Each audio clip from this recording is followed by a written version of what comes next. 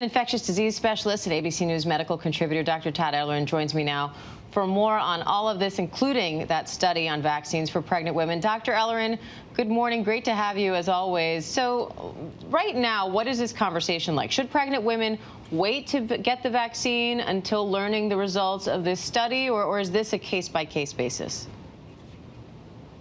I think it's a case-by-case basis. I know for me, I'm recommending that my pregnant women that I see, I tell them that I think the benefits outweigh the risks, but of course it's a personal decision. We have to respect that. Now, what's that based on? Here's the good news. So far, about 20,000 pregnant women have received the COVID vaccine in the U.S., and there has been no safety signals. So it looks safe so far.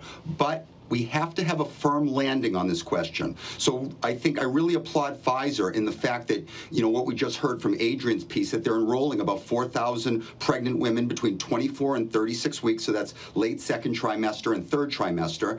And they're going to randomize. That means some of the pregnant women will get the vaccine, some will get placebo, and will more definitively be able to answer that question, is the vaccine safe in pregnancy? But so far, it looks so. It's very rare that we see randomized trials on pregnant women. Why do you think the decision was made to do it in this case?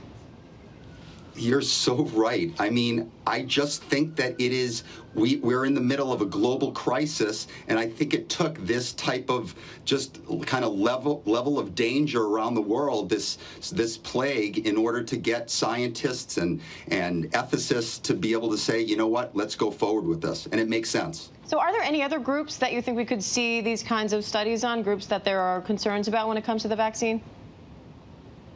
Right. So, already Pfizer is fully enrolled. They're 12 to 15 age group. Remember, they have EUA for the 16 and older, so we should get data on that over the next few months. And Moderna started enrolling in December. They're enrolling kids aged 12 to 17. Remember, they have an EUA for 18 and older. So it is very possible that these teens and preteens may be able to be vaccinated before school starts in the fall. And then Pfizer also says it's submitting data to the FDA showing that their vaccine might not have to be stored at those extremely cold temperatures that we've seen so far. What does the data show, and how helpful would that be?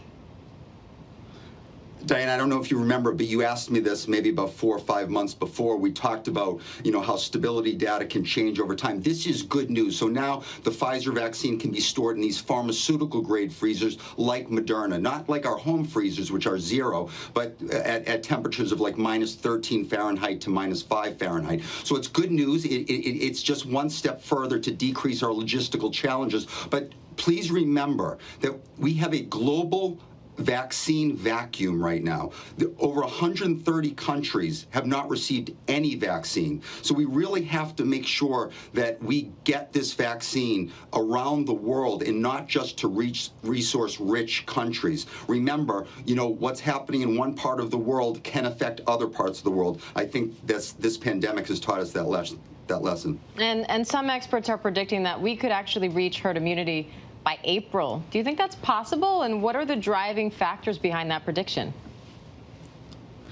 This is a really unanswered question, and I'm going to tell you I'm not sure, but I do think it's possible, and this is why. We could talk about masking and distancing and that we've improved in there, but I don't think that's really the driving factors, although we have to continue to do that. But I think what people are thinking is that there's been enough natural infection. Now, there's been about 28 million confirmed cases in the United States. Remember, we think there's probably 3 to 4 times more unconfirmed. So that puts us at about 100 million overall infections. If you add to that, now there's been about 57 million doses of vaccine given, and by April, hopefully we'll be close to that, 100, 150 million dose range. So if you add those numbers up, it's possible that we may be able to drive down the virus to the point where if a person is infected, they will not be able to transmit it to another person. That's what means that the reproductive number falls to less than 1, and now you're on your path to herd immunity.